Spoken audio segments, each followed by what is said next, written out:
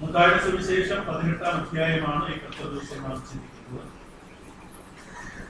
ക്രിസ്തീയ ധർമ്മശാസ്ത്രം, Christian ethics. ക്രിസ്തീയ ധർമ്മശാസ്ത്രത്തിലെ ഏറ്റവും സുപ്രധാനമായ ഒരു വിഷയം കർത്താവായ യേശുക്രിസ്തു ഈ അധ്യായത്തിൽ മുഴുവനായിട്ട് അവതരിപ്പിക്കുകയുണ്ടായി. And this chapter deals with those qualities which should characterize personal relationship of the Christian. ഈ അധ്യായത്തിന്റെ പ്രാധാന്യം എന്നുള്ളതാണ് ഒരു ദൈവ പൈതലിനെ സംബന്ധിച്ച് ആ ദൈവ പൈതൽ മറ്റു വ്യക്തികളുമായിട്ട് എപ്രകാരമുള്ള ബന്ധം നിലനിർത്തണം, ബന്ധമുണ്ടാകണം എന്നുള്ളതിനെ കുറിച്ച് കർത്താവ് പഠിപ്പിക്കുന്നതാണ്. Nowhere in the New Testament Christ made it so clear. And he took a one complete chapter. നമ്മുടെ അധ്യായം എന്ന രീതിയിൽ കണക്കെടുത്ത പരസ്പരമുള്ള ബന്ധം അത് വളരെ വളരെ പ്രാധാന്യമാണ് ദൈവത്തിന്റെ മുന്നിൽ. നാം ദൈവസന്നിധിയിലെ 10 ദിവസം ഒരുമിച്ച് കടന്നു വന്നു. സെപ്പറേറ്റ് സീറ്റുകളിലായി നാം ഇവിടെ ഇരിക്കുന്നു എന്നുള്ളത് വാസ്തവമാണ്.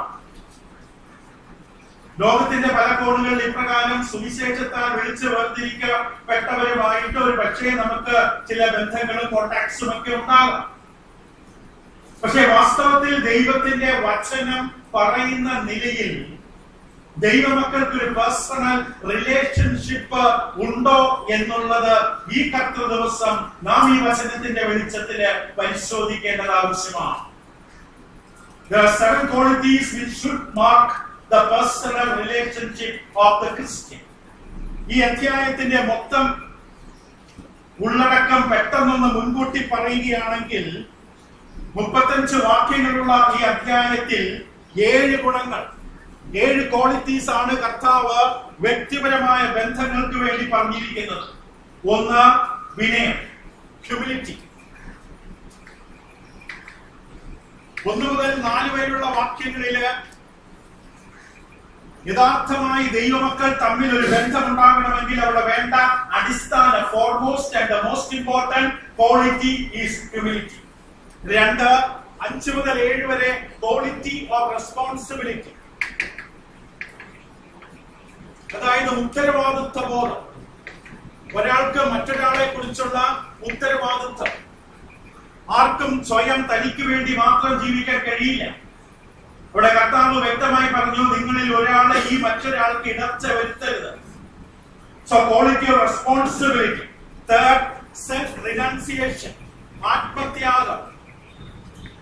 അതായത് നിന്നെ തന്നെ നീ കുറച്ച് കാണിക്കുക, നിന്നെ തന്നെ കുറയ്ക്കുക, നീ നിന്നെ തന്നെ ഇല്ലാതാക്കുക, മറ്റുള്ളവരുമായിട്ട് ബന്ധമുണ്ടാകണമെങ്കിൽ എന്ന് കാണിച്ചു തന്നു. Then comes individual care. 11 മുതൽ 14 വരെ പരസ്പരമുള്ള കരുതൽ. ഒരാൾ മറ്റുള്ളവരെ കരുതണം. പരസ്പരം കരുതാത്തിടത്ത് ബന്ധം ഉണ്ടായിരിക്കുകയില്ല. If you are not able to care another person, you cannot maintain a relationship. Then come the quality of discipline, അച്ചടക്കം. യഥാർത്ഥമായിട്ട് ഒരു സമൂഹം അതിന്റെ അനുഗ്രഹത്തോടു കൂടി നിലനിൽക്കണമെങ്കിൽ അവിടെ അച്ചടക്ക നടപടികൾ ഉണ്ടാകും, അവിടെ ഡിസിപ്ലിൻസ് ഉണ്ടാകും. And then comes fellowship. പിന്നെ വരുന്നത് കൂട്ടായ്മ. പരസ്പരമുള്ള കൂട്ടായ്മയെ കുറിച്ച് 19 20 വാക്യങ്ങളിൽ കാണും. പിന്നെ ക്ഷമയുടെ ആത്മാവ് 21 മുതൽ 35 വരെയുള്ള വാക്യങ്ങൾ. These are the 7 qualities.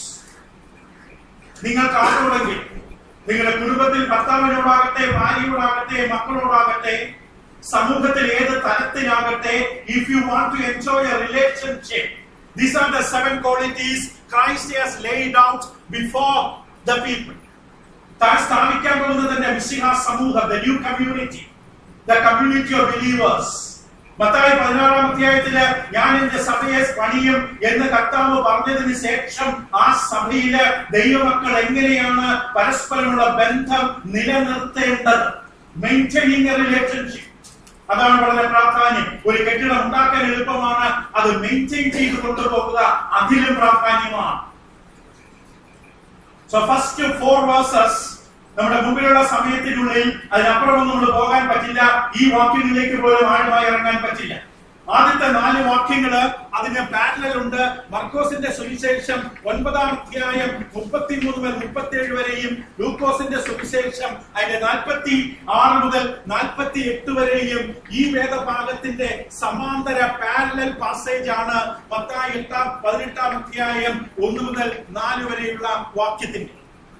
അപ്പോൾ മത്തായി 18-ാം അധ്യായത്തില് കർത്താവ് പറയുന്ന വിഷയത്തിന്റെ പൂർണ്ണമായ ചിത്രം കിട്ടണമെങ്കിൽ ഈ 2 വേദഭാഗവും എടുത്ത് പരിശോധിച്ച് അവിടെ കർത്താവ് പറയുന്നത് ഇവിടെ ഇല്ലാത്തത് ഇവിടെ ഗോസ്പൽ റൈറ്റേഴ്സ് ഒമിറ്റ് ചെയ്തിരിക്കുന്നത് എന്താണെന്ന് മനസ്സിലാക്കി.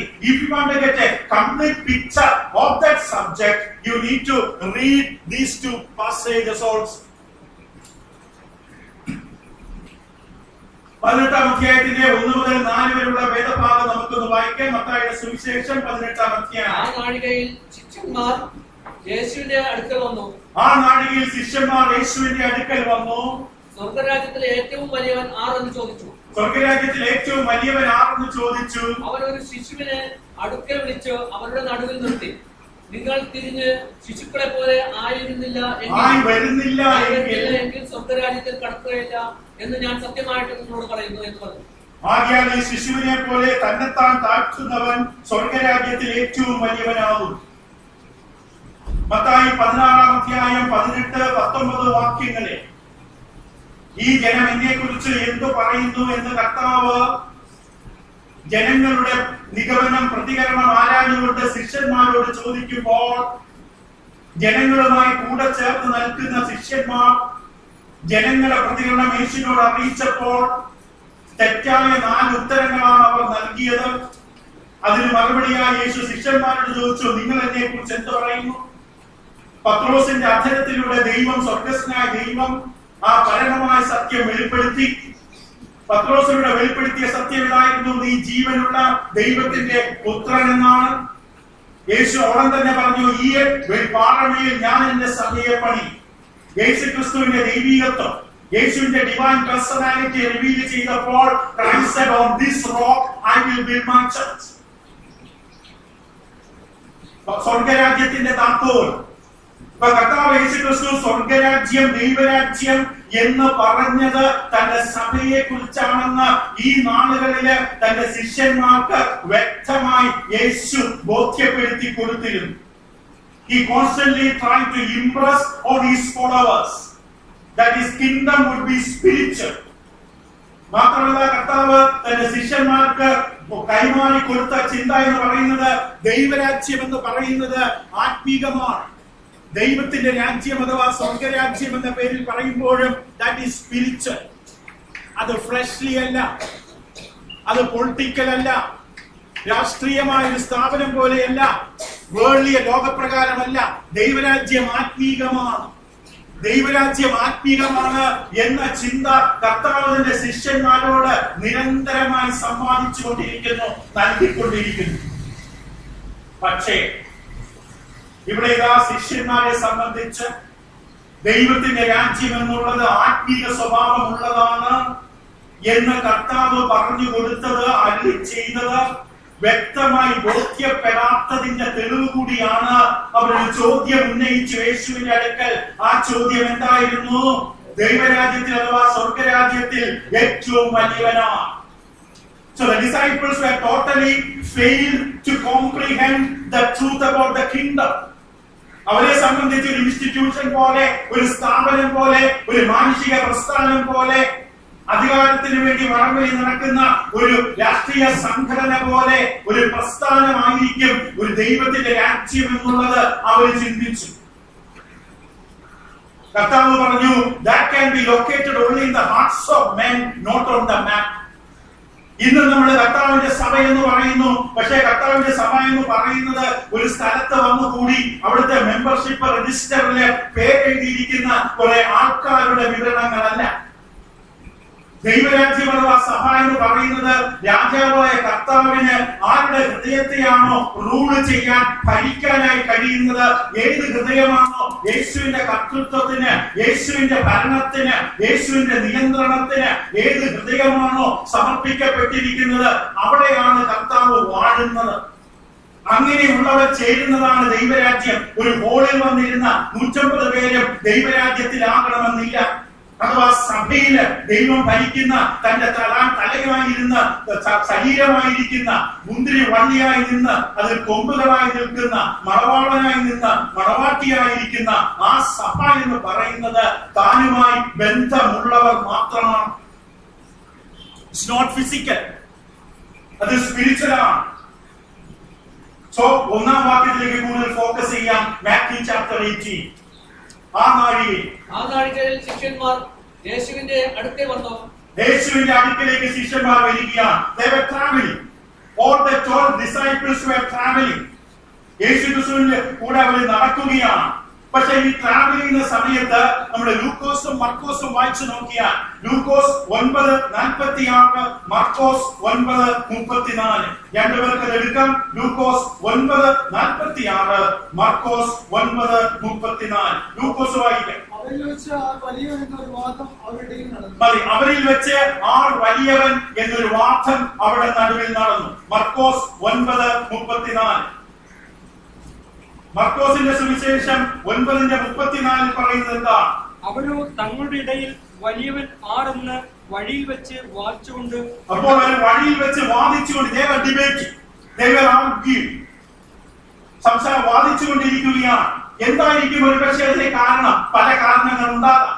മത്തായി 16 യേശു ക്രിസ്തു പത്രോസിലൂടെ വന്ന വെളിപാടിന് ശേഷം പത്രോസിനോട് ദുർഗയുടെ താക്കോൽ തരുന്നു എന്ന് പറയുമ്പോൾ അവർ തെറ്റിദ്ധരിച്ചിരിക്കാം. പത്രോസിന് മുൻസ്ഥാനമുണ്ടോ? അതോ മത്തായി 17 യേശു ക്രിസ്തു മർഗുക മലയിലേക്ക് തന്നെ ട്രാൻസ്ഫിഗർ ചെയ്യുവാനായിട്ട് കയറി ചെന്നപ്പോൾ യേശു 3 പേരെ കൊണ്ടുപോയി. പത്രോസിനോടൊപ്പം യാക്കോബിനെ, യോഹന്നാനെയും. മറ്റൊരു സമയത്ത് വെള്ളത്തിൽ മേൽ നടക്കുവാൻ പത്രോസിനെ യേശു സഹായിച്ചു. മുങ്ങിയപ്പോൾ കൈപിടിച്ചുയർത്തി. നമ്മൾ ഇപ്പോൾ പഠിക്കുന്ന മത്തായി തൊട്ട് മുമ്പിലേക്ക് നോക്കിയാൽ യേശുവിനടുക്കൽ വന്ന് ചോദിക്കും, പത്രോസിനടുക്കൽ ചെല്ലുവാൻ ചോദിക്കും, നിങ്ങളുടെ ഗുരു നികുതി കൊടുക്കുന്നുണ്ടോ? Do your master pay taxes? പത്രോസിന് സംശയമൊന്നും ഉണ്ടായില്ല. പത്രോസ് പറഞ്ഞു, യെസ്, അവർ മാസ്റ്റർ പേ ടാക്സസ്. കാരണം only a true Christian can be a true citizen. കാരണം യഥാർത്ഥ ദൈവവേദന മാത്രമേ യഥാർത്ഥ പൗരനായി ഏത് രാജ്യത്തും ആയിരിക്കാൻ കഴിയൂ. പത്രോസിന് സംശയം ഉണ്ടായിരുന്നില്ല.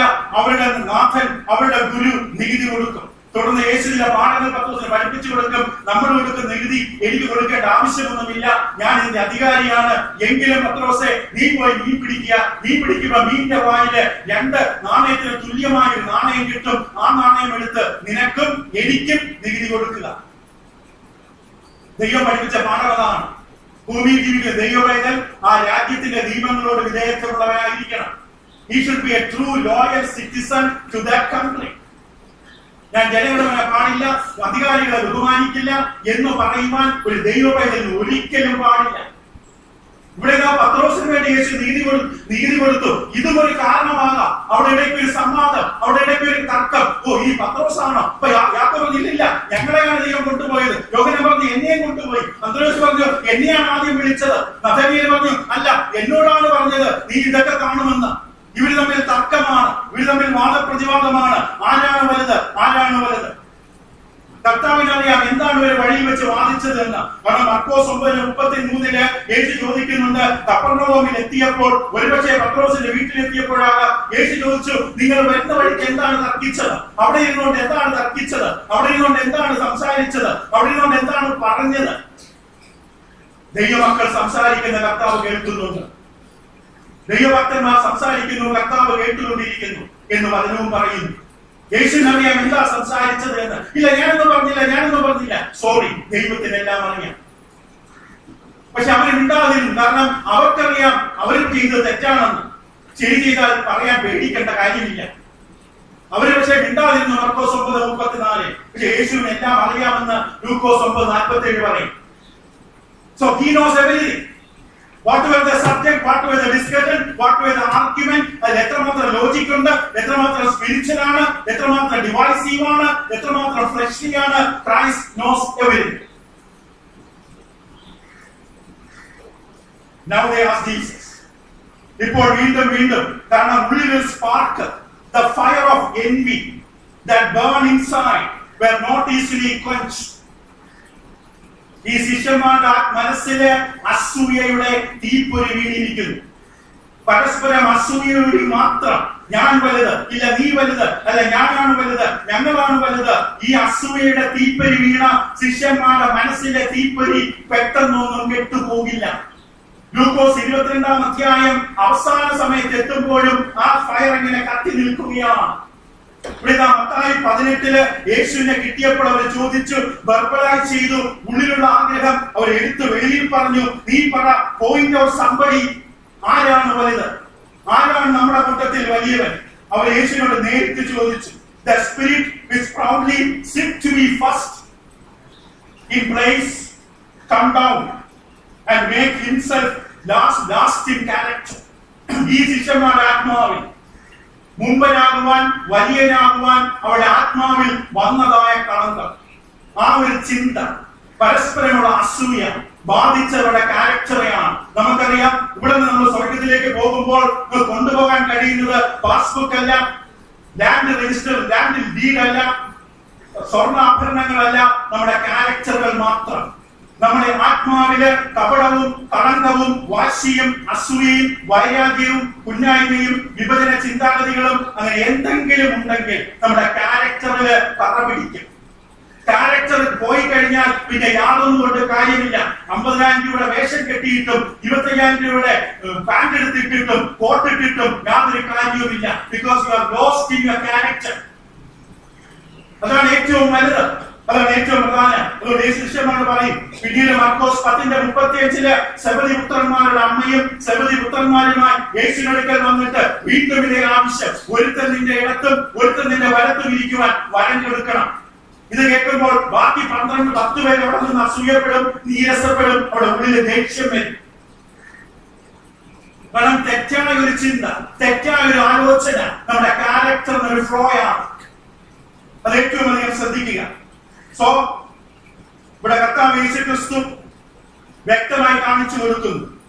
If Jesus wanted to teach the primacy of teacher, ഇവിടെ യേശുവിനോട് അവർ ചോദിക്കുമ്പോൾ, സ്വർഗരാജ്യത്തിൽ വലിയവൻ ആരെന്ന് ചോദിക്കുമ്പോൾ, യേശു പത്രോസിനെയാണ് മനസ്സിൽ കണ്ടിട്ടുള്ളതെങ്കിൽ അത് പറയാൻ ഏറ്റവും നല്ല സമയം. യേശു പറഞ്ഞു, അങ്ങനെ ഇല്ല. അതിന് പകരം എന്ത് ചെയ്യുന്നു? Verse 2, the master teacher answered with a living visual aid.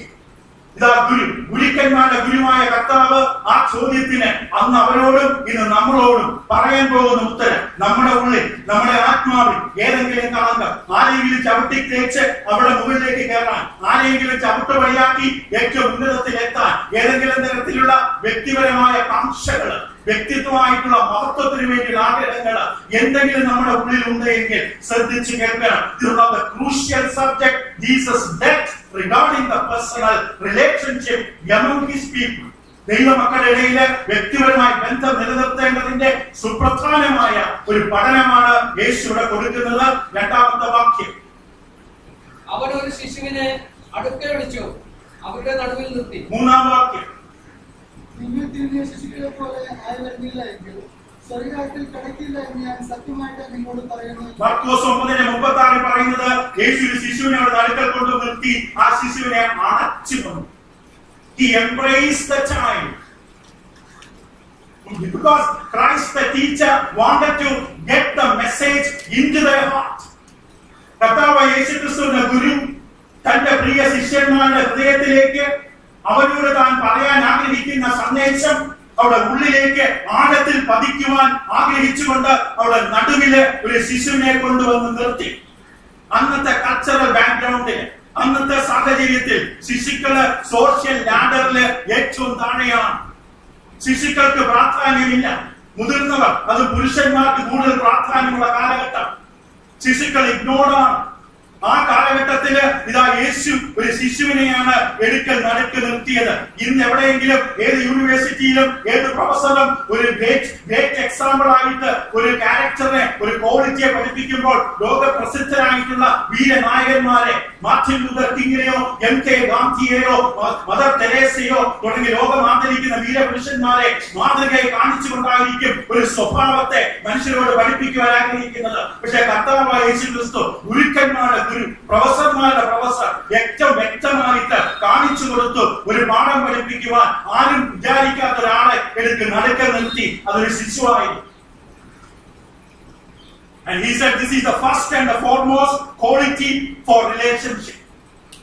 യേശു പറഞ്ഞു കൊടുക്കാൻ, ശിഷ്യന്മാരെ, നിങ്ങൾക്ക് പരസ്പരം ബന്ധമുണ്ടാകണമെങ്കിൽ നിങ്ങൾ ഷേക്ക് ഹാൻഡ് കൊടുക്കേണ്ട ബന്ധമാകില്ല, ഒരുമിച്ച് ഒരു പ്ലേറ്റിൽ ബിരിയാണി 2 സ്പൂണോട് കഴിച്ചുകൊണ്ട് ബന്ധമാകില്ല, ഒരു കരിക്കില് 2 സ്ട്രോയ്ക്ക് കുടിച്ചതുകൊണ്ട് ബന്ധമാകില്ല, ഒരു കട്ടിലില് ഒരുമിച്ച് വരുന്നത് കൊണ്ട് ബന്ധമാകില്ല. If you want to have a relationship, ഒരു വ്യക്തിപരമായ ഒരു ബന്ധം നിങ്ങൾ അനുഭവിക്കണമെങ്കിൽ ഒന്നാമത് വേണ്ടത് വിനയം, humility, humbleness. Only the person who has the humility of this child. ശിശുവിനുണ്ട് എന്ന് കർത്താവ് പറഞ്ഞത്. അന്ന് ആ ശിശുവിന്, പത്രോസിന്റെ കുടുംബത്തിലുള്ള ശിശുവാകാം. യേശു വിളിച്ചാൽ ഏത് ശിശു ഓടി വരും? യേശു വിളിച്ചുടനെ ശിശു ഓടി വന്നു. യേശു അതിനെ അണച്ചു, അവിടെ നടുവിൽ നിർത്തി. ആ ശിശുവിനെ എല്ലാവരും നോക്കുവാൻ, എല്ലാവരും ശിശുവിനെ ശ്രദ്ധിക്കാൻ പറഞ്ഞു. നിങ്ങൾ തിരിഞ്ഞ് ഈ ശിശുവിനെ പോലെ, ഈ ശിശുക്കളെ പോലെ ആയി വരുന്നില്ല എങ്കിൽ സ്വർഗ്ഗരാജ്യത്തിൽ കടക്കയില്ല. നോക്കുക, ഈ ശിശുവിനെ പോലെയുള്ള വിനയം. യേശു ശിശുവിന്റെ അവിടെ ഉദ്ദേശിക്കുന്ന ക്യാരക്ടർ വിനയമാണ്. ശിശുവിനെ ഉദ്ദേശിച്ചുകൊണ്ട് പല ക്യാരക്ടറുകൾ നമുക്ക് പറയാൻ കഴിയും. ഈ ശിശുക്കൾ എപ്പോഴും അത്ഭുതം കൂറുന്നവരാണ്. ഒരു കാര്യം കാണിച്ചു കൊടുത്താൽ they used to wonder. അവർക്ക് വേറെ പല പല ഗുണങ്ങളുണ്ട്. they are innocent, നിഷ്കളങ്കരാണ്. അവരെ പെട്ടെന്ന് forget ചെയ്യാൻ പഠിക്കും. കൂട്ടുകാർ തമ്മിൽ വഴക്കുണ്ടായാൽ, പന്തിന് വേണ്ടി, ചോക്ലേറ്റിന് വേണ്ടി കുട്ടികൾ തമ്മിൽ വഴക്കുണ്ടായാൽ പെട്ടെന്ന് 5 മിനിറ്റ് കഴിയുമ്പോൾ തോളിൽ കൈയിട്ട് ഒരുമിച്ച് ചോക്ലേറ്റ് തിന്നുകൊണ്ട് പോകുന്നത് കാണാം. അവരൊന്നും മുള്ളിൽ വെച്ചുകൊണ്ടിരിക്കില്ല. അവർ ഷേക്ക് ഹാൻഡ് കൊടുക്കുമ്പോൾ അന്ന് ചെയ്തത്, ഇന്നലെ ചെയ്തത് മനസ്സിൽ വെച്ചുകൊണ്ടിരിക്കില്ല. they are so innocent. അവർക്ക് അതിനപ്പുറം വേറൊരു ഗുണം, they depend. ആ കുട്ടികള് പാരന്റ്സിനെ ഡിപ്പെൻഡ് ചെയ്യുന്നു, പാരന്റ്സിനെ ട്രസ്റ്റ് ചെയ്യുന്നു. യേശു ഇതെല്ലാം ഉദ്ദേശിക്കുന്നുണ്ടാകാം. പക്ഷെ ഈ കോണ്ടെക്സ്റ്റില് യേശു പ്രധാനമായി അവരെ കാണണമെന്ന് ആഗ്രഹിക്കുന്നത് വിനയം എന്ന ക്യാരക്ടറാണ്. കാരണം പേഴ്സണൽ അംബീഷൻ, വ്യക്തിപരമായിട്ടുള്ള കാംക്ഷകൾ, പേഴ്സണൽ പ്രസ്റ്റീജ്, വ്യക്തിപരമായ കീർത്തി, പേഴ്സണൽ പബ്ലിസിറ്റി, വ്യക്തിപരമായ പരസ്യം, പേഴ്സണൽ പ്രോഫിറ്റ്, വ്യക്തിപരമായ നേട്ടം, ഇതൊന്നും ഒരു ദൈവ പൈതലിന്റെ ജീവിതത്തില് ഇടമില്ല. അങ്ങനെയുള്ളവർക്ക് ദൈവരാജ്യത്തിൽ സ്ഥാനവുമില്ല. ദൈവമക്കളായി നമ്മൾ ഇവിടെ വന്ന്, ഞാൻ നിങ്ങളോട് പ്രസംഗിക്കുമ്പോഴാകട്ടെ, ഗാനശുശ്രൂഷ ചെയ്യുമ്പോഴാകട്ടെ, കർത്തൃമേശ എടുക്കുമ്പോഴാകട്ടെ, ധർമ്മശേഖരം എടുക്കുമ്പോഴാകട്ടെ, ഞാൻ എന്റെ കഴിവുകളെ, എന്റെ പ്രസ്റ്റീജ്, എന്റെ കഴിവ്, എന്റെ നേട്ടം, എന്നെ ഫോക്കസ് ചെയ്ത് കൊണ്ടാണ് ഞാൻ ചെയ്യുന്നതെങ്കിൽ, no, you are not in the kingdom of heaven. ദൈവരാജ്യത്തിൽ കടന്നിട്ടില്ല. ദൈവരാജ്യത്തിൽ നിനക്കൊരു സ്ഥാനവുമില്ല. The Christian is the man who forgets self in his devotion to Jesus Christ. ഞാൻ ലോകപ്രകാരം പല കൾച്ചറൽ ഇവന്റുകളിലൊക്കെ പോയി വാച്ച് ചെയ്യാറ്. മണിക്കൂറുകൾ അവർ അവതരിപ്പിക്കുന്ന, സ്റ്റേജിൽ അവതരിപ്പിക്കുന്ന, അത് കഥകളിയാകട്ടെ, ഓട്ടംതുള്ളലാകട്ടെ, കൂടിയാട്ടമാകട്ടെ, മോഹിനിയാട്ടമാകട്ടെ, മറ്റെന്തു തരമുള്ള കലാപ്രകടനങ്ങളാകട്ടെ, ഞാൻ ക്ലോസ് ആയിട്ട് വാച്ച് ചെയ്തൊരു സംഗതി, how much they are devoted to that particular event. ഇടയ്ക്കൊരു സ്പാർക്ക് സെക്കൻഡ് പോലും ഓഡിയൻസിന്റെ ബോധമില്ല, ക്യാമറയുടെ ബോധമില്ല, കറണ്ടിന്റെ ബോധമില്ല, കർട്ടന്റെ നിറത്തിന്റെ ബോധമില്ല. അവർ dedication completely and devoted to the particular performance.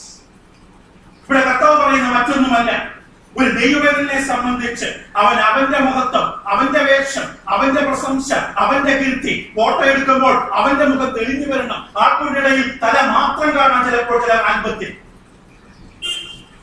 ഇങ്ങനെയൊരു ലക്ഷ്യത്തിന് വേണ്ടി ജീവിക്കുന്ന ഒരു മനുഷ്യനോട് പറഞ്ഞു, നീ ദൈവരാജ്യം എന്തെന്ന് മനസ്സിലാക്കിയിട്ടില്ല. You are not inside the kingdom. ഇവർ ചോദിച്ചത് എന്താണ്? ദൈവരാജ്യത്തിൽ ആരാണ് വലിയവൻ? അതാണ് ചോദ്യം. യേശു പറഞ്ഞു, ആദ്യം അതിൽ എന്തിന് ശ്രമിക്കാൻ പറഞ്ഞു? കടക്കാൻ ശ്രമിക്കാൻ പറഞ്ഞു. ചോദ്യം ഇവിടെ നിൽക്കട്ടെ, നീ ദൈവരാജ്യത്തിൽ വലിയവനാണെന്നുള്ള ചോദ്യം ഇവിടെ നിൽക്കട്ടെ. Just wait. ആരോടാ പറയുന്നത്? വഴി കൂടെ പോയ പുരുഷാരത്തോടല്ല. ആരോടാ പറയുന്നത്? ശിഷ്യനോട്. ഭയത്തോടെ പഠിക്കണം, ഭയത്തോടെ തിരിച്ചറിയണം. He's talking to the disciples. വർഷങ്ങളായി യേശുവിന്റെ കൂടെ നടക്കുന്നവർ, പരിശുദ്ധനായ ദൈവപുത്രനായ യേശുവിന്റെ കൂടെ നടക്കുന്നവർ, യേശു വിളിച്ച് വേർതിരിച്ചവർ, യേശു ട്രെയിൻ ചെയ്യുന്നവർ, അവരാണ് ചോദിച്ചത് വലിയവനാകാൻ ആഗ്രഹിച്ചു. അവിടെ മനസ്സിലെ കളങ്കം പിടിച്ചതായ ആത്മാവ്, അവിടെ മനസ്സിന്റെ ആത്മാവ് തലങ്ങളിലെ കളങ്കം പിടിച്ച് പാപം നിറഞ്ഞു കിടക്കുന്നു. യേശു നിങ്ങളവിടെ നിൽക്കേ, വലിയവനാണെന്ന് ചോദ്യം പിന്നീട്. ആദ്യം ഉറപ്പാക്ക് ഞാൻ എവിടെ കടക്കുമെന്ന്. സ്വർഗരാജ്യത്തിൽ കടക്കയില്ല. എടുത്തു വായിച്ചു നോക്കാം നമുക്കത്. അങ്ങനെ തന്നെയാണോ പറഞ്ഞത്? നിങ്ങൾ തിരിഞ്ഞ് ശിശുക്കളെ പോലെ ആയി വരുന്നില്ല എങ്കിൽ നിനക്കൊരു തിരിവാവശ്യമാണ്. ശിശുക്കളെ പോലെ ആയി വരണം. എങ്കിൽ മാത്രമേ എന്ത് ചെയ്യുള്ളൂ? സ്വർഗത്തെ കടക്കുകയുള്ളൂ. അമേസിംഗ്. 25 വർഷമായി സ്നാനപ്പെട്ടിട്ട് 22 വർഷമായി വെള്ളത്തിൽ മുങ്ങിക്കേറിയിട്ട് still you are maybe outside. Still you may be outside the kingdom. ദൈവത്തിന് അറിയാം, എനിക്കറിയില്ല. പക്ഷെ ചില തെളിവുകൾ കാണുമ്പോൾ I even doubt. സഭാ ശുശ്രൂഷ എന്ന നിലയിൽ ഞാൻ ചിലപ്പോൾ സംശയിക്കാറുണ്ട്. പൂർണ്ണമായി എനിക്ക് പറയാൻ പറ്റില്ല. പക്ഷെ by the fruits, character, സഭയോടോ സഭാ ശുശ്രൂഷകനോടോ സ്നേഹമില്ലാതെ ഗുരു നിന്ന മാത്രം വലിച്ചു കൂട്ടുന്ന ജീവിതങ്ങളെ കാണുമ്പോൾ I even doubt. ഇവിടെ യേശു പറഞ്ഞത് എന്താണ്? നിങ്ങൾ തിരിയണം. You need to be converted. അതായത് നിങ്ങൾ പോകുന്ന പോക്ക് തെറ്റാണ്. You are going the opposite direction. നിങ്ങൾ തിരിയണം. നിങ്ങൾ തിരിഞ്ഞു വരണം. തിരിഞ്ഞ് എന്നിലേക്ക് വാ. നിങ്ങൾ എന്നിൽ നിന്ന് അകന്നു പോയിക്കൊണ്ടിരിക്കുന്നു. You may be attending a church. You may be giving tracts. But are you a humble person? Are you love other people? Are you serve other people? മറ്റുള്ളവരെ ശുശ്രൂഷിക്കുന്നുണ്ടോ? മറ്റുള്ളവരെ നിന്നേക്കാൾ ശ്രേഷ്ഠനെന്ന് എണ്ണുന്നുണ്ടോ? Or you think you are something? Sorry brother, sorry sister, you are served. This is what the Bible says. വ്യക്തമാണ് കർത്താവ് പറയുന്ന കാര്യം. But the Christian is the man who forgets self. അവൻ അവനെ തന്നെ എന്ത് ചെയ്യുന്നു? മറക്കുന്നു. അവൻ മറക്കുന്ന എപ്പോഴാണ്? When he is devoted to Christ. യേശുവിലേക്ക് പൂർണ്ണമായ പ്രേമത്തോടെ, യേശുവിലേക്ക് പൂർണ്ണമായ ഏകാഗ്രതയോടെ, നല്ലൊരു വാക്ക് പറയാം, സാംസ്കാരിക മേഖലയിൽ നിന്ന് ഉപാസനയോടെ. സ്പർജിന്റെ വാക്കുകളിൽ അവന്റെ ബ്ലഡ് എ ഗ്രൂപ്പുമല്ല, ബി ഗ്രൂപ്പുമല്ല, അവന്റെ ബ്ലഡ് ബിബ്ലിയാണ്. അവന്റെ ചിന്തകൾ മുഴുവൻ ബൈബിൾ വചനമാണ്. ദൈവവചനത്തിന് വിരുദ്ധമായി ഒരാളോട് സംസാരിച്ചാൽ പറയും stop. Sorry brother, I cannot be partake in this conversation. You please go out my house. Because he is a biblical person. He is a true leader. മലയാളത്തിൽ പറഞ്ഞാൽ ഒരു പുരുഷൻ. That's what the Bible speaks. നോക്കാം, നിങ്ങൾ തിരിഞ്ഞു യേശുവിനോട് devoted ആയ ഒരു മനുഷ്യൻ, മറ്റുള്ളവർക്ക് സർവീസ് ചെയ്യുന്ന ഒരു മനുഷ്യൻ. നാം എപ്പോഴും ആനന്ദിച്ച് പാടാറുണ്ട്. സ്വർഗത്തിൽ ദൈവമക്കളോടൊപ്പം ആനന്ദിച്ച് ജീവിക്കുക എത്ര മഹത്വം. പക്ഷെ അതേ സമയത്ത് ഒരു ചരിത്ര സത്യം പറയാം. ദൈവമക്കൾ നിലയിൽ കുടുംബത്തിനകത്തോ സഭയ്ക്കകത്തോ വീട്ടിനകത്തോ സമൂഹത്തിലോ ദൈവമക്കളായി പരസ്പരം ജീവിക്കാൻ എന്തുമാത്രം കഷ്ടപ്പെടുന്നു. How much struggle we are having to live as a Christian, loving one another. We may be praising God, പാട്ടുകൾ പാടുന്നുണ്ട്, സ്വർഗത്തിൽ വിശുദ്ധരോടൊപ്പം വാഴണം വാഴണം വാഴണം, തേജസ്സിൽ അവന്റെ മുഖം കാണണം. ഇവിടെ രസകരമായ മറ്റൊരു സത്യം, വേദനിപ്പിക്കുന്ന മറ്റൊരു യാഥാർത്ഥ്യം മർക്കോസ് 9:31-32 മത്തായി 17 ഈ വാദപ്രതിവാദം നടക്കുന്നതിന് തൊട്ട് മുമ്പ് യേശുവിടെ പറഞ്ഞിരുന്നെന്ന് അറിയാമോ? മർക്കോസ് 9, Mark chapter 9 verse 31 and 32. മർക്കോസ് 9:31-32. അവൻ തന്റെ ശിഷ്യന്മാരെ പഠിപ്പിച്ച് അവരോട്, മനുഷ്യപുത്രൻ മനുഷ്യരുടെ കയ്യിൽ ഏൽപ്പിക്കപ്പെടും, അവർ അവനെ കൊല്ലും, കൊന്നിട്ട് 3 നാൾ കഴിഞ്ഞ ശേഷം അവൻ ഉയർത്തെഴുന്നേൽക്കുമെന്ന് പറഞ്ഞു. ആ വാക്കവർ ഗ്രഹിച്ചില്ല. അവനോട് ചോദിപ്പാനോ. എന്നിട്ടാണ് 33-34 അവര് തമ്മിൽ തർക്കം. എന്ത് തർക്കം? അവർ കഫർനഹൂമിൽ വന്ന് മതി താങ്ക് യു. എത്ര വലിയ സങ്കടകരമായ കർത്താവിന്റെ ഉള്ളിൽ പൊട്ടിക്കരയുകയാണ്. കാരണം താൻ ജെറുസലേമിലേക്ക് പോകുന്നു, അവിടെ വെച്ച് അവരെന്നെ കൊല്ലും, ആക്രമിക്കും, ഉപദ്രവിക്കും, ലോകത്തിന്റെ പാപത്തിന്റെ പരിഹാരത്തിനായി ഞാൻ യാഗമായി മാറും എന്ന് തന്റെ ഭാരം കൂടെ നിന്ന് ചുമക്കാൻ 1 മണിക്കൂറെങ്കിലും തന്നോട് കൂടെ നിന്ന് പ്രാർത്ഥനയിൽ ഹെൽപ്പ് ചെയ്യാൻ, ആത്മീയ ശുശ്രൂഷകളെ കൂടെ നിന്ന് ഹെൽപ്പ് ചെയ്യാൻ വേണ്ടി തെരഞ്ഞെടുക്കപ്പെട്ടവർ, they are struggling, fighting each other. They are fighting each other and still claim I am a Christian. And some people are supporting. യേശു മാത്രം വേദനിച്ചു. കാരണം ഇതെല്ലാം വേദനിപ്പിക്കുന്നത് ആരെയാണ്? ക്രൈസ്റ്റിനെ. താൻ യെരൂശലേമിലേക്ക് ചെല്ലും, ക്രൂശിക്കപ്പെടും, ഉപദ്രവിക്കപ്പെടും എന്നെല്ലാം പറയുമ്പോഴും ഇവിടെ തർക്കം നടക്കുകയാണ്. കാരണം തങ്ങളിൽ ഏറ്റവും മഹാനാണെന്ന് യേശു പറയുന്നത് കേൾക്കാൻ ഇവിടെ ശ്വാസം അടക്കിക്കൊണ്ട് നിൽക്കുകയാണ്. ഈ സന്ദർഭത്തിലാണ് യേശു ശിശുവിലേക്ക് നടക്കുന്നത്. വിനയത്തിന്റെ മാതൃക. വിനയം എന്നാൽ ഒരാൾ നിർവചിച്ചത് ഇങ്ങനെയാണ്. ഒരാൾ വിനയത്തെ കുറിച്ച്, ഹ്യൂമിലിറ്റിയെ കുറിച്ച് ഡിഫൈൻ ചെയ്യുന്നത് ഇങ്ങനെയാണ്: നമുക്കുണ്ടെന്ന് തോന്നുന്ന സമയം ഇല്ലാതായിത്തീരുന്ന കടം. വിനയമുള്ള ഒരാള് തനിക്ക് വിനയമുണ്ടെന്ന് എപ്പോഴും എന്ത് ചെയ്യില്ല? ചിന്തിക്കുകയില്ല. ഞാൻ വിനയമുള്ളവനാണ് എന്ന് ഞാൻ ചിന്തിക്കുന്ന സമയത്ത് എന്നിൽ നിന്ന് ആ ഹ്യൂമിലിറ്റി എന്ന ട്രെയിറ്റ് ക്യാരക്ടർ നഷ്ടപ്പെട്ടിരിക്കും. കാരണം യഥാർത്ഥ വിനയം എന്ന് പറഞ്ഞാൽ ഒരാൾ സ്വയം തരം താഴ്ത്തി കാണുന്നതല്ല. But it is simply not thinking of yourself at all. വിനയമുള്ള ആൾ അയാളെ കുറിച്ച് ചിന്തിക്കും. അയാൾ താഴെ കുടിഞ്ഞിറങ്ങി ആ ഇല എടുക്കുമ്പോ, ചവറ് കോരുമ്പോ, പാത്രം കഴുകുമ്പോ, ഇവിടെ ആരെങ്കിലും വരുന്നുണ്ടോ നോക്ക്. ആരെങ്കിലും കണ്ട നാണക്കേടല്ല. വിനയമുള്ള ഒരാൾ അങ്ങനെ ചിന്തിക്കില്ല. തന്നെ കുറിച്ച് ഒരിക്കലും ചിന്തിക്കില്ല. എല്ലാവരും ഇതിനെ കുറിച്ച് എന്ത് പറയുമെന്ന് ചിന്തിക്കില്ല. അവൻ ആ സർവീസിൽ മാത്രമായിരിക്കും ഏകാഗ്രമായി ഡിവോട്ടഡ് ആയിരിക്കുന്നു. അവൻ ഹൃദയത്തിൽ നിന്ന് ദൈവത്തിനോട് എന്ന പോലെ അത് ചെയ്തുകൊണ്ടേയിരിക്കും. He's not worried about what people think about himself. Before you know, or before we study about humility, I think we need to study about pride. മനുഷ്യൻ നാച്ചുറൽ ആയിട്ട്, സ്വാഭാവികമായിട്ട് പാപത്തിൽ വീണുപോയ മനുഷ്യന്റെ കൂടെയുള്ള സ്വഭാവം നിഗളം, സെൽഫ് സെന്റേർഡ്നെസ്, സ്വയം കേന്ദ്രീകൃതമായി എന്നെ തന്നെ ഞാൻ സ്നേഹിക്കുന്ന, എന്നെ തന്നെ ഉയർത്തുന്ന, എന്ത് ചെയ്താലും എന്റെ തൃപ്തിക്ക് വേണ്ടി മാത്രം ചിന്തിക്കുന്ന ഒരു അവസ്ഥ. 1 തിമോഥെയോസ് 3:6 പറയുന്ന പോലെ നിഗളിച്ചിട്ട് ആർക്ക് വന്ന ശിക്ഷാവിധി? പിശാചിന് വന്ന ശിക്ഷാവിധി. ദൈവം സൃഷ്ടിച്ച മനോഹരമായ ഒരു ദൂതൻ, ദൈവത്തിന്റെ കെരൂബുകളുടെ തലവനായി സിംഹാസനത്തെ കാവൽ നിൽക്കുവാൻ ദൈവം സൃഷ്ടിച്ച ദൂതനാണ് സ്വയം ഉയർത്തിയത്. അവൻ അങ്ങനെ എന്തായി മാറി? പിശാചായി മാറി. ഏതെങ്കിലും ആദാമിന്റെ ഹവ്വയുടെ അടുക്കൽ വന്ന് അവയോട് പറഞ്ഞു, നീ ഇത് വരച്ചു നിന്നാൽ നീ ആരെ പോലെയാകും? ദൈവത്തെ പോലെയാകും. അഹംഭാവം കൊടുത്തു. ദൈവത്തെ പോലെ ആകുന്ന ചിന്ത അവനെ തന്നെ ഉയർത്തി, അവനെ തന്നെ ഉന്നതമായ സ്ഥാനത്ത് കൊണ്ട് എത്തിച്ചു. പ്രൈഡ് എന്ന് പറയുമ്പോൾ അതിനകത്ത് പല വാക്കുകളുണ്ട്. നിഗളമെന്ന് മാത്രമല്ല, അഹംഭാവം, വമ്പ്, അഹങ്കാരം.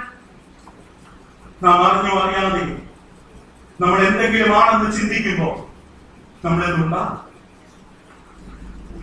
ലൂക്കോസ് 9:23-26 വരെ കർത്താവ് യേശു ക്രിസ്തു പക്ഷേ ശിഷ്യന്മാരോട് പറഞ്ഞൊരു പാഠമുണ്ട്. ഈ നിഗളം, അഹങ്കാരം, വമ്പ്, താനെന്ന പാപം, ഞാനെന്ന പാപം നിന്ന് മാറുവാൻ ഒറ്റ മാർഗമേ ഉള്ളൂ. കുറെ വേപ്പല ഇങ്ങനെ അരച്ചരച്ചരച്ച് ഉരുളകളാക്കി രാവിലെ വെറും വയറ്റില് 3 നേരം സേവിച്ചാൽ എന്റെ അഹംഭാവം മാറില്ല.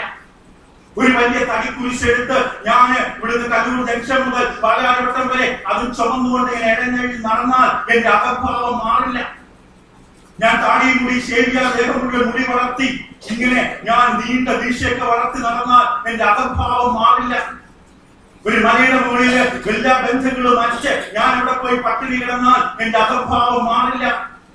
എന്നിലുള്ള ഈ പ്രൈഡ് നിഗളം മാറുവാൻ ലോകത്തിൽ ഒരേ ഒരു മാർഗമേ ഉള്ളൂ. അത് ദൈവത്തിനായ യേശു കാണിച്ചു തരും. അതെന്താണ്? ലൂക്കോസ് 9:23 ഒന്ന് വായിച്ചു നോക്കാം. പിന്നെ അവൻ എല്ലാവരോടും പറഞ്ഞത് എല്ലാവരോടും to everybody who follow him, തന്റെ പിന്നാലെ വരുന്ന എല്ലാവരോടും പറഞ്ഞത്, എന്നെ അനുകരിക്കാൻ ഒരുത്തൻ ഇച്ഛിച്ചാൽ, if you really want to follow Christ, if you really want to become a follower, a Christian, നീ എന്നെ അനുഗമിക്കാൻ ഇച്ഛിച്ചാൽ മകനെ മകളെ, ഒന്ന് അവൻ തന്നെത്താൻ നിഷേധിച്ച്, തന്നെത്താൻ സെൽഫ് ഡിനയൽ, നീ നിന്നെ തന്നെ ഡിനൈ ചെയ്യണം.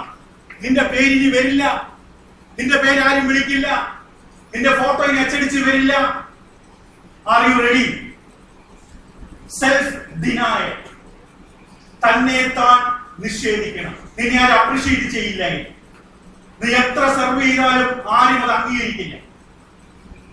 നിന്റെ കൂട്ടുകാർ, ബന്ധപ്പെട്ടവർ, വേണ്ടപ്പെട്ടവർ ആരും നിന്നെ മൈൻഡ് ചെയ്യില്ല. R you ready? അത് കുറച്ച് ബുദ്ധിമുട്ടാണ് ക്രൈസ്തേ. എങ്കിൽ എന്റെ പിന്നാലെ വരുന്നത് അതിലെ ബുദ്ധിമുട്ടാണ്. എന്റെ പിന്നാലെ വരുമ്പോൾ ഞാൻ നടത്തുന്ന വഴികളിലൂടെ, എന്റെ വിശുദ്ധമായ കൽപ്പനകളിലൂടെ ഇടം വലം തിരിയാതെ എന്റെ പിന്നാലെ വരണമെങ്കിൽ നീ നിന്റെ ഇഷ്ടത്തെ കംപ്ലീറ്റ് എന്ത് ചെയ്തിരിക്കണം? ത്യജിച്ചു. നീ പറയുന്ന പോലെയല്ല മകനെ ഞാൻ നിന്നെ നടത്താൻ പോകുന്നത്. നീ പ്രതീക്ഷിക്കാത്ത വഴിയിലൂടെ നടത്തും. നീ സ്വപ്നം കാണുന്ന പോലെ നടക്കില്ല. Are you ready to deny yourself? നിന്റെ അകത്തെ, നിന്റെ സ്വയത്തെ, നീ നിന്നെ സ്നേഹിക്കുന്നതിന്റെ നിന്നെ ആ യവനക്കാരന് പറ്റിയതുപോലെ നിനക്കുള്ളത് വിറ്റ് ദരിദ്രർക്ക് കൊടുത്ത് പിന്നെ വന്ന് നീ അനുഗമിക്കുക. അവന് സാധിച്ചില്ല.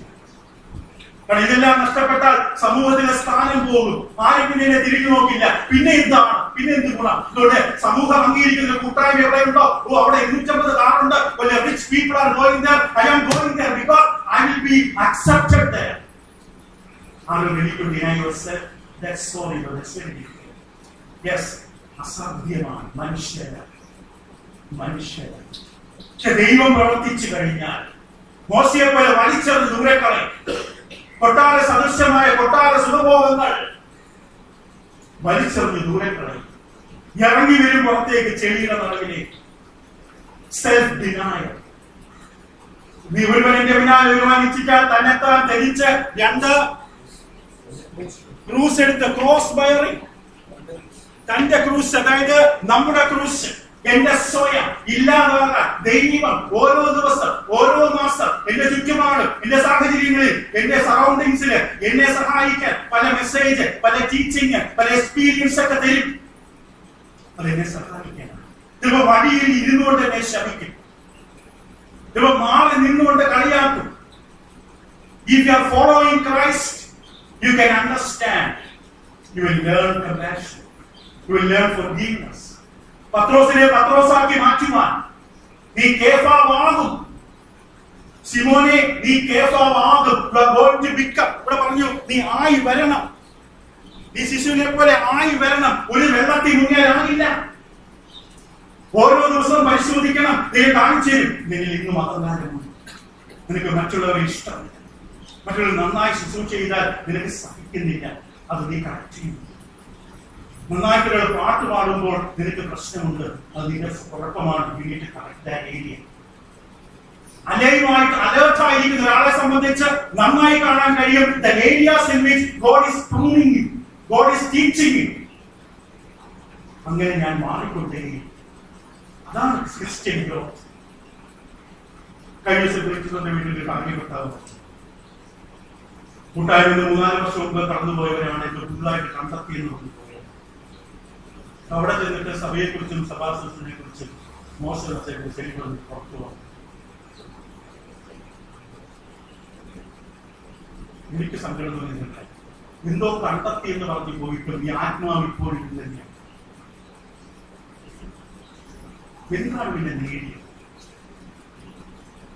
നമ്മുടെ വായിന്ന് വരുന്നത് എന്താണ്? നമ്മൾ ആത്മീയമായി വളരുക എന്ന് പറയുമ്പോൾ എന്താണ്? Are you really growing in spirit? In Christ likeness? ഇവിടെ നമ്മൾ നോക്കുമ്പോൾ കാണാൻ കഴിയുന്ന മറ്റൊന്നുമല്ല. 1 സെൽഫ് ഡിനയൽ, ക്രോസ് ബെയറിംഗ്. 3 വായിക്കാൻ മുത്തുക, വാക്യം കംപ്ലീറ്റ് ചെയ്യാം. ലൂക്കോസ് 9:23 മുതൽ.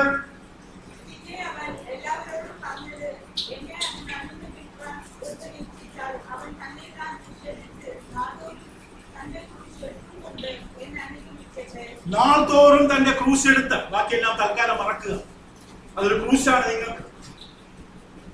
നാൾതോറും നിന്റെ ക്രൂശ് എടുത്ത് നാൾതോറും എന്നെ അനുഗമിക്കാം. A life of obedience. നീ വെറുതെ വന്നാ പോരാ. You need to obey the sound doctrines of New Testament. പുതിയ ഉപദേശങ്ങളെ അനുസരിക്കുവാനുള്ള മനസ്സുള്ളവരാകണം. വളരെ പ്രധാനമാണ്. ലൂക്കോസ് 9-ാം അധ്യായത്തിൽ തന്നെ 46-48 വരെ സഹോദരന്മാരായിരിക്കും ഉറക്ക വായിച്ചേ. ലൂക്കോസ് 9:46-48. കാരണം ഒരാളെ ചെയ്തില്ലെങ്കിൽ വേറൊരാളെ ചെയ്യും. കുറ്റമാരുടെ നിങ്ങളുടെ തന്നെയാണ്. ലൂക്കോസ് 9:46-48.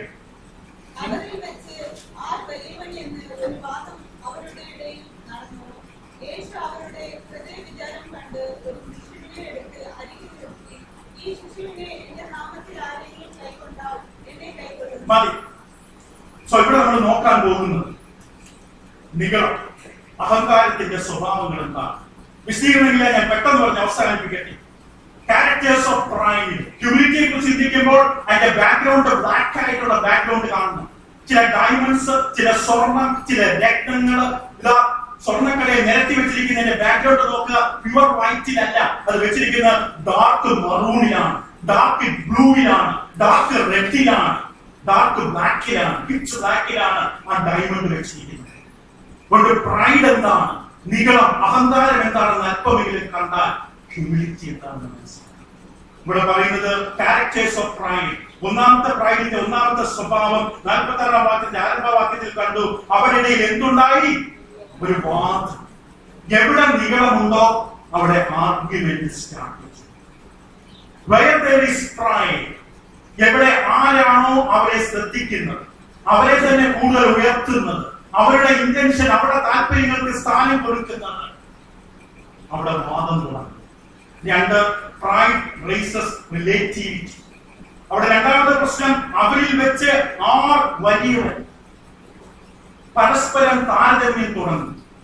യോസഫ് ഇന്നലെയല്ലേ സ്നാനപ്പെട്ടത്? അല്ലെങ്കിൽ ആ യുവാവ് 3 വർഷം മുമ്പ് സ്നാനപ്പെട്ടല്ലോ, ആ വ്യക്തി എന്തിനാ പ്രബോധനം എടുത്തത്? അല്ലെങ്കിൽ ആ വ്യക്തികള്, അല്ലെങ്കിൽ അവരെന്താ ഇങ്ങനെ ചെയ്തത്? താരതമ്യം തുടങ്ങും. പ്രൈഡ് ഉള്ളിടത്ത് താരതമ്യം നടത്തും. 3, പ്രൈഡ് റിവീൽസ്. 47-ൽ യേശുവിടെ പ്രത്യേക വിചാരമാണ്. ഹൃദയത്തിന്റെ അകത്ത് കിടക്കുന്നതാണ് പുറത്തേക്ക് വന്നത്. ഹൃദയത്തിന്റെ അകത്താണ് പ്രശ്നം, പുറത്തല്ല. വായിലല്ല ക്ലിപ്പിടേണ്ടത്, ഹൃദയമാണ് കഴുകേണ്ടത്. 4, പ്രൈഡ് റിജക്ട്സ് ഡിയറ്റി. യേശു പറഞ്ഞു, ഈ ശിശുവിനെ പോലെ കൈക്കൊള്ളുന്നവൻ എന്നെ കൈക്കൊള്ളുന്നു എന്ന് പറഞ്ഞാൽ വിനയമില്ലാത്തവർ ദൈവത്തെ തള്ളിക്കളയും. പ്രൈഡ് ഉള്ളിടത്ത് ദൈവം പുറത്തു പോകും. കാരണം ഒരു ദൈവം അടുത്ത ഭാഗം വളരെ വളരെ ഭയാനകമാണ്. ഈ ചെറിയവരിൽ ഒരുത്തൻ ഇടർച്ച വരുത്തുന്നവൻ. യേശു എന്ത് ചെയ്യുന്നു? അവന്റെ കഴുത്തിൽ തിരികല്ല് കെട്ടി അവനെ സമരത്തിൽ താഴ്ത്തിക്കളയുന്നത് അവന് നല്ലത്. ഇല്ലെങ്കിൽ വരാൻ പോകുന്നത് ചിന്തിക്കാൻ പോലും പറ്റില്ല. അവിടെ ഈ ചെറിയവനെന്ന് പറയുമ്പോൾ A child of God, may be immature, വലിയ വ്യതിയാനമൊന്നും കാണില്ല, ബലഹീനനായിരിക്കാം, ആരെ നടുവിലിരുന്ന് ഉറങ്ങുന്നുണ്ടാകാം, ശരിക്കും പാട്ടൊന്നും പാടുന്നുണ്ടാവില്ല, ശരിക്കൊന്നും പ്രാർത്ഥന ശബ്ദമൊന്നും ഉയർത്താൻ പറ്റില്ല. അങ്ങനെയുള്ള സഹോദരിയോ സഹോദരനെയോ യേശു പറഞ്ഞു, നിങ്ങൾ ഒരാൾ അവൻ ഇടർച്ച വരുത്തിയാൽ എന്ന് പറഞ്ഞാൽ അവനെ പാപം ചെയ്യാൻ അവസരം കൊടുത്താൽ, അവന്റെ പാപം ചെയ്യാൻ ഈസിയാക്കി കൊടുത്താൽ, യേശു പറഞ്ഞു നിന്റെ കഴുത്തിൽ തിരികല്ല് കെട്ടി സമുദ്രത്തിൽ താഴ്ത്തിക്കളയുന്നത് നിനക്ക്, കാരണം അത് ഏറ്റവും ഭയാനകമാണ്. അങ്ങനെ ഒരാൾ ജീവിച്ചിരുന്നിട്ട് അർത്ഥമില്ല. കർത്താവ് എപ്പോഴും, ഞാൻ ഒരുപക്ഷെ വിശ്വസിക്കും, തന്റെ സഭയെ ആരെങ്കിലും തകർക്കാൻ ശ്രമിച്ചാൽ കർത്താവിടെ ജീവനെ ചിലപ്പോൾ തൊട്ടുന്നു, അവരുടെ ജീവനെ തൊട്ടുന്നു. ഇത് കർത്താവിന്റെ. ഈ ചെറിയവരിൽ ഒരുത്തന് ഇടർച്ച വരും. വായിച്ചു നോക്കാം 6-ാം വാക്യം. എന്നിൽ വിശ്വസിക്കുന്ന, ശിശുക്കളെ കുറിച്ചല്ല, ഇപ്പൊ വിശ്വാസികളെ കുറിച്ചാണ്. 6-ാം വാക്യം, എന്നിൽ വിശ്വസിക്കുന്ന ഈ ചെറിയവരിൽ ഒരുത്തന് ആരെങ്കിലും ഇടർച്ച വരുത്തിയാൽ, the sin of leading other people to sin, മറ്റുള്ളവരെ പാപത്തിലേക്ക് വലിച്ചിറക്കി പാപം ചെയ്യാൻ പ്രേരിപ്പിക്കുക, പാപം ചെയ്യാൻ സാധ്യത ഉണ്ടാക്കുക ഭൂമിയിൽ ഏറ്റവും വലിയ പാവമായി വിശ്വാസിയാണ്. അങ്ങനെയുള്ള ഒരുത്തൻ എന്ത് ചെയ്യണം? ഇടച്ചു വരുത്തിയാലോ അവന്റെ കയ്യിൽ വലിയൊരു തിരികെ കെട്ടി അവനെ സമുദ്രത്തിന്റെ ആഴത്തിൽ താഴ്ത്തിക്കളയുന്നത് അവന് നന്ന്. കാരണം അവൻ ജീവനിൽ നിന്ന് അതിൽ വലിയ അപകടം വരും. It's a crucial judgment. There's a Bible. Read it. അങ്ങനെ തന്നെയാണോ? Very careful. Pride reveals sin. Pride rejects God. Pride reveals reality. അഹന്ത, നിഗളം, യാഥാർത്ഥ്യങ്ങൾ വെളിപ്പെടുത്തും. അവസാനമായി pride react with exclusivity. ലൂക്കോസ് 9:49-50 യേശു ഉദാഹരണം പറയും. യേശു പറയുന്നു, ശിഷ്യന്മാര് ലോകം ഞാൻ പ്രത്യേകിച്ച് അസൂയോടെ നിർത്തിയിരിക്കുകയാണ്. കാരണം അവരെ നോക്കിയപ്പോൾ ഒരാളെ കണ്ടു. യേശുവിന്റെ നാമത്തിൽ അവർ എന്ത് ചെയ്യുന്നു? യേശുവിന്റെ നാമത്തില് അവരിത് അത്ഭുതങ്ങളും അടയാളങ്ങളും ചെയ്യുന്നു. യോഗം സഹിക്കാൻ പറ്റിയില്ല. ലൂക്കോസ് 9:49-50 നാഥ, ഒരുത്തൻ നിന്റെ നാമത്തിൽ ഭൂതങ്ങളെ പുറത്താക്കും ഞങ്ങൾ കണ്ടു. ഞങ്ങളോടുകൂടെ നിന്നെ അനുഗമിക്കായിക്കൊണ്ട് അവനെ വിരോധിച്ചു എന്ന് യോഗം പറഞ്ഞതിന് യേശു അവനോട് വിരോധിക്കരുത്. നിങ്ങൾക്ക് പ്രതികൂലമല്ലാത്തവൻ നിങ്ങൾക്ക് അനുകൂലമല്ല. അഹന്തയുടെ മറ്റൊരു സൂചനയാണ്. അവരല്ലാതെ വേറെ ആരും കൊള്ളില്ല. മറ്റുള്ളവരെ ഒഴിവാക്കാനുള്ള പ്രവണത.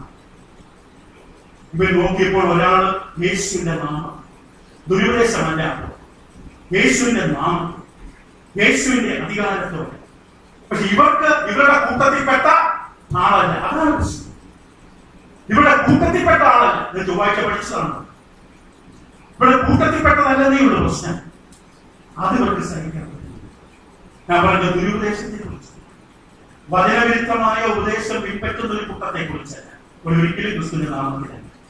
ഇത് ക്രിസ്തുവിന്റെ നാമത്തിൽ ഭൂതങ്ങളെ പുറത്താക്കുന്ന കണ്ടു. അവിടെ പ്രശ്നം എന്താണ്? ഞങ്ങളോട് കൂടെ നിന്നെ, അതാണ് പ്രശ്നം. നമ്മുടെ കൂടെ വന്നിരിക്കുന്നില്ലെന്നേ ഉള്ളൂ. അവർ ഏതെങ്കിലും കാട്ടിനുള്ളിലായിരിക്കാം, അവിടെ ബോർഡൊന്നും കാണില്ല. പക്ഷെ അവർ പുതിയ നിയമ ഉപദേശപ്രകാരം ആഴ്ചയുടെ 1-ാം നാൾ കർത്താവിനെ ആരാധിച്ചു. എല്ലാ ആഴ്ചയുടെ 1-ാം നാൾ കർത്തൃ വീഴ്ച പങ്കെടുത്തു. കർത്താവിന്റെ സഭയായ ഉപദേശപ്രകാരം നിൽക്കുന്ന ഒരു കൂട്ടം. ഇവിടെ ബോർഡ് കാണില്ല. നമുക്കവരെ അറിയാനും പാടില്ല. നമുക്കവരെ അറിയാൻ പാടില്ല. നമ്മൾ നിരോധിക്കാൻ അവകാശമുണ്ടോ? ഇല്ല. നിന്നെ അനുഗമിക്കായികൾ അവരെ വിരോധിച്ചു എന്ന് യോഹന്നാൻ പറഞ്ഞത് യേശു. യേശു പറഞ്ഞു, എന്നോട് ഇത്രയും സ്നേഹവും ബന്ധം, എന്നോട് ബന്ധമുള്ള ഒരാൾ എനിക്ക് വിരോധമായി പ്രവർത്തിക്കും. നമ്മൾ പഠിക്കുന്നില്ലേ എന്താണ് യഥാർത്ഥ വിലയം എന്ന് പറഞ്ഞ അവസാനിക്കുക.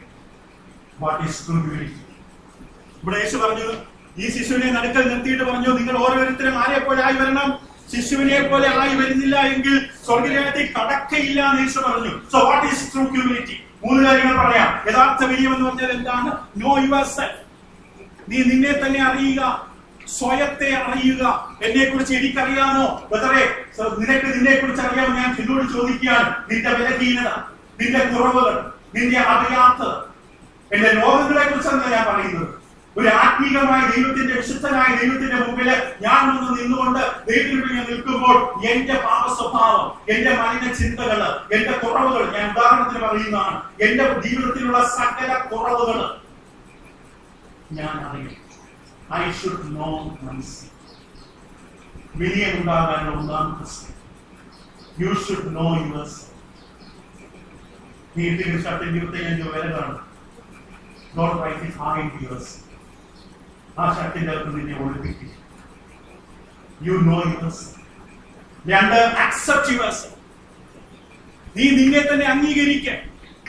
You accept yourself. You accept yourself. നീ നിന്നെ അംഗീകരിക്കുക. നീ എന്താണെന്ന് മനസ്സിലാക്കിയാൽ ഞാനിതാണ്.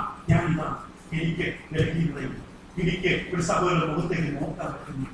എനിക്കൊരു സഹോദരന്റെ മുഖത്തേക്ക് നോക്കാൻ പറ്റുന്നില്ല. മലിനമായ ചിന്തകൾ വരുന്നു, ദുർമോഹങ്ങൾ വരുന്നു, പല ചിന്തകൾ വരുന്നു. ഞാൻ ഇതാണ്, എന്റെ സ്വഭാവം ഇതാണ്, എന്നിൽ ജഡമോഹങ്ങളുണ്ട്. യഥാർത്ഥം പറയുക, എന്നിൽ ജനീക മോഹങ്ങളുണ്ട്. വചനമായി എനിക്ക് പറ്റുന്നില്ല, ഏകാഗ്രത കിട്ടുന്നില്ല. പ്രാർത്ഥിക്കുമ്പോൾ പല തെറ്റായ നേച്ച ചിന്തകൾ വരുന്നു. എനിക്ക് ദൈവത്തോട് വിശ്വസ്ത നിലനിർത്താൻ പറ്റുന്നില്ല.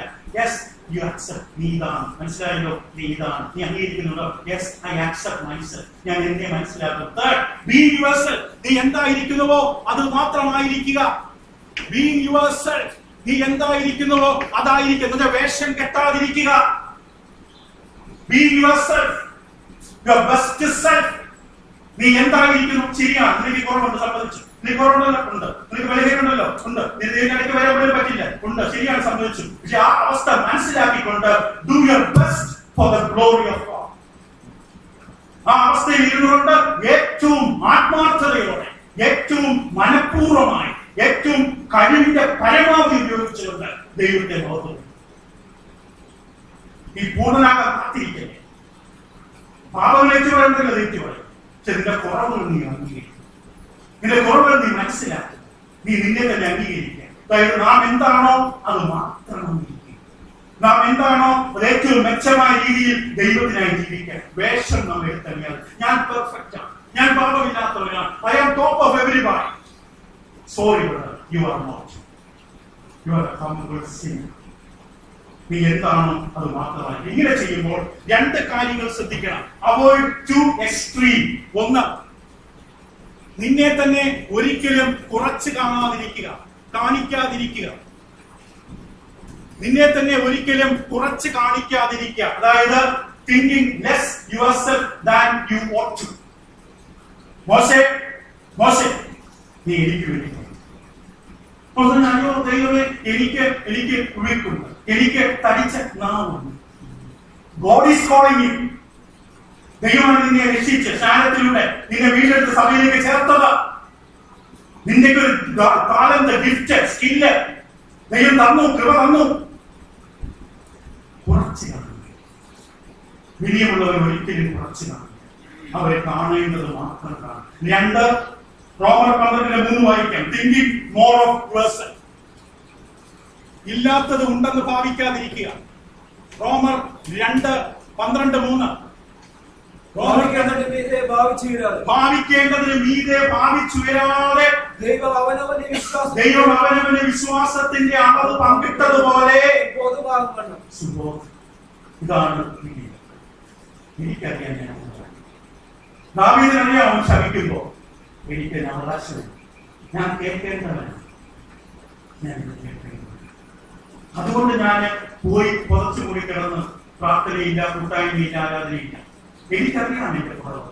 ഞാൻ എന്റെ കുറവ് ബോധ്യപ്പെട്ടുകൊണ്ട് പൂർണ്ണ ഹൃദയത്തോടെ, പൂർണ്ണ ആത്മാവോടെ, പൂർണ്ണ ശക്തിയോടെ ഞാൻ ദൈവത്തിലാണ്.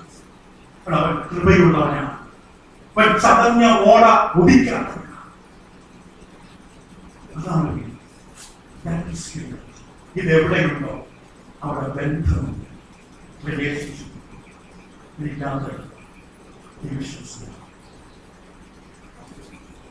എനിക്ക് നിങ്ങളുടെ ആദ്യം മറ്റൊന്നും പഴയ എനിക്ക് ഒരു വീട്ടിലുണ്ടാവുന്ന I cannot come and stand as a god every house.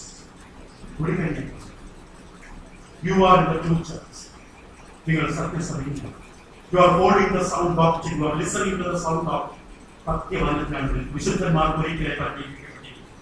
ഇതിനെ കോംപ്രമൈസ് ചെയ്യും. കോംപ്രമൈസ് ചെയ്തവരുമായിട്ട് ഫെലോഷിപ്പ് കൊടുക്കുക. അവരുമായി കൂടിക്കഴിഞ്ഞു. കുഴപ്പമെന്താണ്? നിങ്ങളുടെ മക്കൾ അവർക്കൊരു സൗണ്ട് ഡോക്ടർ ഉണ്ടാകും. അവരുടെ കാലഘട്ടത്തിൽ അവർ പഠിക്കും. നമുക്ക് സത്യം തരാനിട്ടല്ല, സത്യം വെളിപ്പെടുത്തി തരാനിട്ടല്ല. നാം അതിനെ സൂക്ഷിക്കും, ഗാനം. നമുക്ക് മാനുഷിക ഭക്തിയാണ് ദൈവഭക്തി. നമുക്ക് സ്നേഹം മനുഷ്യരോടാണ് ദൈവം. പൂർണ്ണ ഹൃദയത്തോടെ, പൂർണ്ണ ആത്മാവോടെ ദൈവത്തെ സ്നേഹിച്ച സഭയിൽ എത്ര ഫീലദാസന്മാരുണ്ടാകുന്നു. അവർക്ക് അപ്പനെയും അമ്മയും സഹോദരങ്ങളും ദൈവം. അതാണ് തലമുറ, അതാണ് ദൈവസഭ. ഇത് അടുത്ത തലമുറയ്ക്ക് നമുക്ക് കൊടുക്കാൻ പറ്റിയില്ല. എനിക്ക് വേറെ ആരുടെ ഗ്യാരണ്ടി, എന്റെ കുടുംബത്തിൽ ഒരാളുടെ പോലും ഗ്യാരണ്ടി ഇല്ല. എനിക്ക് എന്റെ ലൈഫിനെ മാത്രമേ സൂക്ഷിക്കൂ. അതുപോലെ നിങ്ങളുടെ ലൈഫ് ഒരു കോംപ്രമൈസ് ഒരു കാര്യത്തിലും വിശുദ്ധന്മാർക്ക് ഒരിക്കലായി പരമേൽപ്പിക്കപ്പെട്ട വിശ്വാസത്തിന് വേണ്ടി പോരാടണം.